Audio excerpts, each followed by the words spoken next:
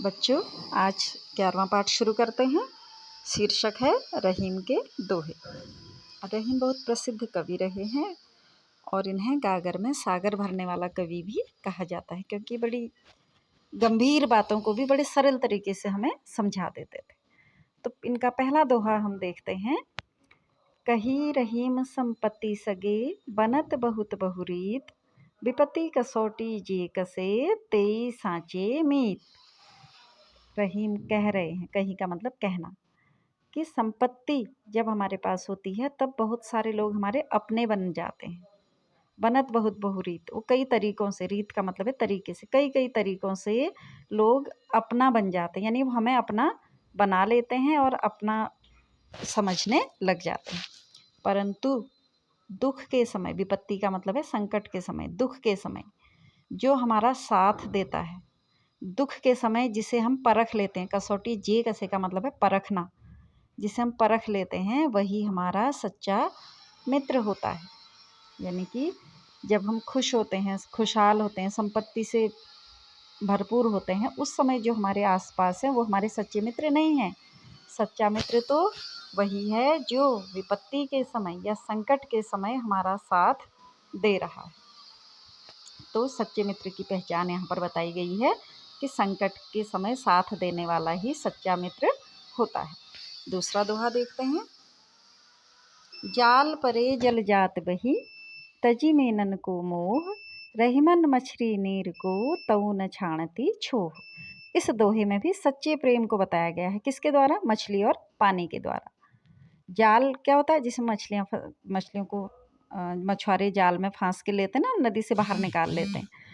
तो ये इसमें कहा है कि जाल परे जल जात बही, जब जाल नदी में गिरता है तो पानी जो है वो जाल से बाहर बह जाता है, जाल में पानी नहीं टिकता है। तजी मीनन को मोह, मछलियों का मोह छोड़ के पानी बाहर बह जाता है, जाल से बाहर चले जाता है।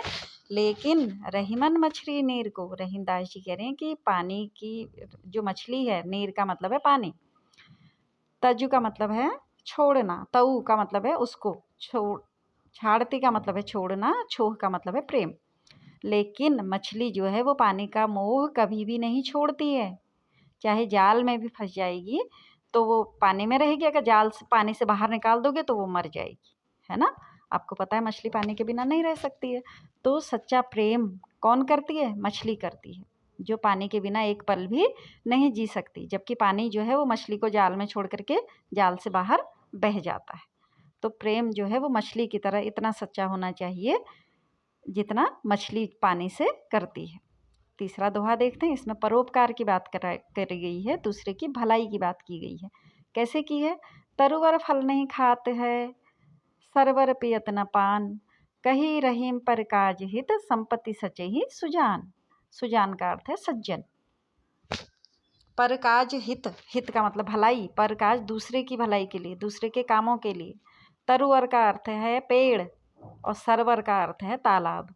तो कवि कह रहा है कि पेड़ अपने फल खुद नहीं खाता है, तालाब अपना पानी खुद नहीं पीता है, दूसरों के लिए दूसरे लोग इनके चीज़ों को इस्तेमाल करते हैं।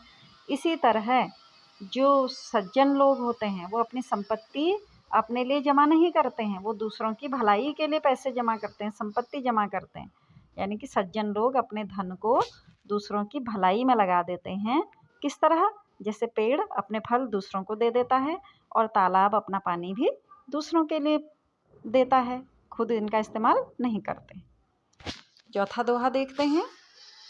थोथे बादर क्वार के, ज्यों रहीम गहरात, धनी पुरुष निर्धन भये, करें पाछली बात। पाछली का मतलब है पिछली, बीते हुए समय की, भूतकाल की बातें। अब कैसे? देखो, कवि ने यहाँ पर एक उदाहरण दिया है। किसका? थोथे, खोखले। थोथे का मतलब क्या है? खोखला। बादर, बादल के लिए कहा है। क्वार का महीना होता है आपके अक्टूबर का महीना, आश्विन भी उसे हम कहते हैं। तो उस महीने में जो बादल आते हैं वो सिर्फ क्या होते हैं? छा जाते हैं, ऊपर आसमान पे छाते हैं पर बरसते नहीं हैं। और क्यों? क्योंकि बरसात भर तो बरस चुके हैं। तो इसी तरह कवि कह रहे हैं कि धनी पुरुष निर्धन भय, वे धनी लोग जो पहले तो धनी थे पर अब वो निर्धन हो चुके हैं। किस तरह? जैसे बादल बरसात में तो बरस चुके हैं पर अक्टूबर तक आते आते उनका पानी खत्म हो गया है, अब वो सिर्फ छा रहे हैं, पानी उनके अंदर नहीं है। ऐसे ही धनी लोग हैं, अब उनके पास पैसा नहीं है, लेकिन वो क्या कर रहे हैं? पहले की बातें कर रहे हैं, उस समय की बात करने लग जा रहे हैं जब वो धनी थे। जबकि अब करना क्या चाहिए था? फिर से धनी होने का प्रयास करना चाहिए, पर वो सिर्फ पुरानी बातों को याद कर रहे हैं। तो कवि ये बताना चाह रहे हैं कि हमें ऐसे पुरानी बातों को याद नहीं करना है, बल्कि फिर से धनी होने का प्रयास करना है। 5वां दोहा देखते हैं। धरती की सी रीत है, शीत घाम और मेघ, जैसी परे सो सही रहे, त्यों रहीम यह देह।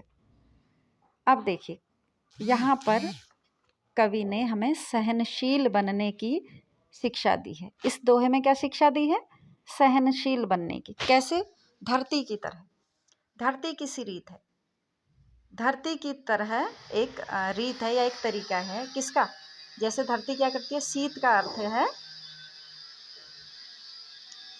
सर्दी, घाम का अर्थ है धूप, और का अर्थ हो गया और मेघ का अर्थ है बादल। तो जिस तरह धरती पर सर्दी भी पड़ती है, धूप भी पड़ती है और बादल भी बरसते हैं, पर वह सबको सहन कर लेती है, इसी तरह कवि कह रहा है कि हमारा यह शरीर भी है।